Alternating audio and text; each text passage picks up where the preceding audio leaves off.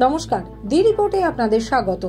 রাজ্যে যে কটি এলাকা মারাত্মকভাবে ডেঙ্গু প্রবণতার মধ্যে, তার মধ্যে অন্যতম বিধাননগর পৌর নিগম।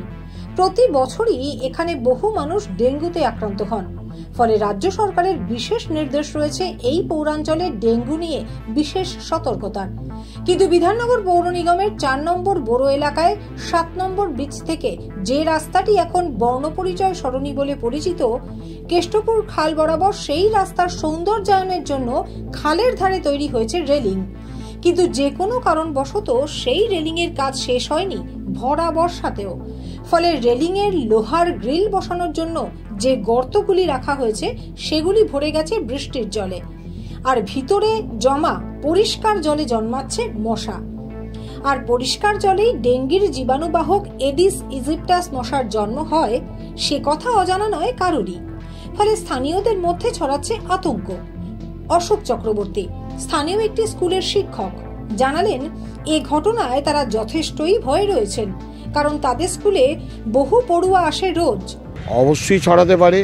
এই যে এটাকে সৌন্দর্যের জন্য যে ব্যারিকেডটা করেছে, সেই ব্যারিকেডে ওরা গ্রিল লাগাবে বা কোনো নেট লাগাবার ব্যবস্থার জন্য গর্তগুলো করেছিল, এবং সেই গর্তগুলোতে নেট লাগাতে কোনো কারণে দেরি হচ্ছে বা কোনো অ্যামাউন্ট হয়তো স্যাংশন হয়নি বা কোনো সমস্যা হয়তো আছে, কিন্তু তাতে করে যে জল জমে লাভার সৃষ্টি হচ্ছে এবং তাতে ডেঙ্গু ছড়াতে পারে।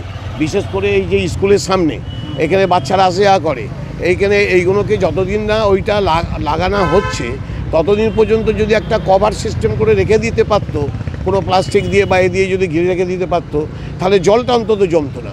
এই জল জমাটাকে বন্ধ না করলে এখানে লাভা থেকে মশা আসবে, মশা থেকে ডেঙ্গু হতে পারে, সেই ডেঙ্গু স্কুলের বাচ্চাদের কামড়াতেও পারে। কাজে এগুলো সরকার নিশ্চয়ই এদিকে নজর রাখা উচিত, এবং কোনো কারণে হয়তো কেন এটা করেছে তাদের বক্তব্য কি আমি ঠিক বলতে পারবো না। আমি সাধারণ নাগরিক হিসেবে বলতে পারি যে এখানের এই জল জমাটাকে বন্ধ করা উচিত। আর এক স্থানীয় যুবক সোহম চট্টোপাধ্যায় জানালেন, পরিষ্কার করা তো খুবই দরকার। এমনিতেও খালের সাইড তখন তো এই দিকটাতে তো আরও অনেকটাই এখানে আবর্জনা দেখাই যাচ্ছে, এখানে এতটা আছে। তো বলা তো হয়েছিল এগুলো পুরোটাই পুরো মানে একদম ক্লিয়ার করে দেওয়া হবে, তো এখনও হয়নি। আশা করছি পরে আরও করে দেওয়া হবে, আশা করা যাচ্ছে সেটাতেই। আর এগুলোর জন্য এগুলো তো যদি যাদের দেখা, নিজের চোখে দেখলেন, এটা ডেঙ্গুর আতঙ্ক একটা আছে এটা দেখে। হ্যাঁ অবশ্যই, এ তো আপনি যদি একটু জুম করেন তাহলেই তো, আমি তো সত্যি কথা বলতে আমরা দেখতে পাই না এরকম, আমাদের খালি চোখে দেখা যায় না এগুলো, কিন্তু এ তো একদমই স্পষ্ট দেখা যাচ্ছে একদম যে লার্ভাগুলো আর কি ঘুরে বেড়াচ্ছে এখানে পুরো। বিষয়টি নিয়ে আমরা কথা বলেছিলাম বিধাননগর পৌর নিগমের ৪ নম্বর বড় চেয়ারম্যান ২৪ নম্বর ওয়ার্ডের পৌরপিতা মনীষ মুখার্জির সাথে। তিনি জানালেন যাতে কোনোভাবেই ওই গর্তগুলি থেকে ডেঙ্গুর সংক্রমণ না ছড়ায় সে বিষয়ে তারা সতর্ক আছেন। পাশাপাশি তিনি সাধারণ মানুষকেও সতর্ক করেন বিষয়টি নিয়ে। অ্যাকচুয়ালি নতুন কাজ তো চালু হয়েছে, এটা অনেক বড়, মানে আমরা টার্গেট নিয়েছিলাম যে বর্ষার আগে করতে পারবো। কোনো কারণে ভোটটা পড়ে গেল, লেবারের একটু সমস্যা হলো, যার জন্য এটা তো ইরিগেশন ডিপার্টমেন্ট করছে, তত্ত্বাবধানে বিধাননগর কর্পোরেশন। একটা নতুন কাজ করতে গেলে যেরকম হয়, আপনার যদি বাড়ি করতে যান, যেমন আপনি বাড়িতে ভিত খোলেন, সেই মুহূর্তে যদি জল হয় তা আপনার কিছু করার থাকে না, জল থাকে। আমরা সেখানে, যেখানে আপনি মশার লাভা বলছেন, কিন্তু আমরা সেখানে যে জলটা জমছে সেখানে আউটলেটগুলো যে টোটাল ইয়েটা হয়েছে, গার্ডওয়ালটা হয়েছে, এখানে আমাদের প্রত্যেকটা জায়গাতে আউটলেট হবে। পরে ওরা লেভেল দেখে করবে, যেখানে যেখানে লেভেল আছে, যেখানে জল জমছে সেখানে আমরা মশার তেল আমরা বলে দিয়েছি অলরেডি, যে মশার তেল রোজ যেখানে জল জমছে দেওয়ার জন্য।